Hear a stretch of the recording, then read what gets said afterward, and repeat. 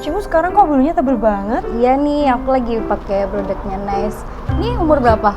Ini punya 10 bulan. Oh, ini juga bisa loh pakai Nice. Pakai Nice? Iya, dia tuh cocok untuk kitten gitu. Terus dia juga bikin bulu tebal, mengkilat, dan BAB-nya juga nggak bau sih. Aku udah nyoba beberapa produk makanan kucing, tapi nih lihat aja sendiri nih bulunya masih tipis kan? Iya. Dan dia tuh gampang rontok. Coba aja dulu pakai Nice. Pakai Teman-teman Nice. aku juga banyak kok yang pakai Nice. Oh, ya udah nanti kita coba pakai Nice ya. Nice, makanan kucing terbaik.